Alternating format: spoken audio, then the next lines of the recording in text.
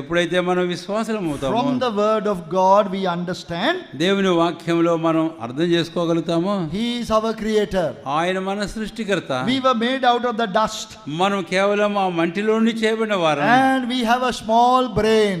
మనకుండేది mind, మెదడు చాలా చిన్నది. The small brain cannot understand everything. కాబట్టి చిన్న మెదడు అంతా అర్థం చేసుకోలేదు. We are meant to be worshippers, మనం కేవలం ఆరాధికులుగా ఉండడానికే ఏర్పాటు చేయబడ్డాం. not to be professors, కాబట్టి ఏదో ప్రొఫెసర్స్ గా ఉండడానికి కాదు, but to be worshippers. ఆరాధికులుగా ఉండడానికే. We can become a professor in a university, అంతేకాదు, యూనివర్సిటీలో అయితే ప్రొఫెసర్స్ ఉంటుంటారు. but when we come to the habitation of God, అయితే దేవుని నివాస స్థలానికి నువ్వు వచ్చినప్పుడు we are worshippers. మనం ఆరాధికులము.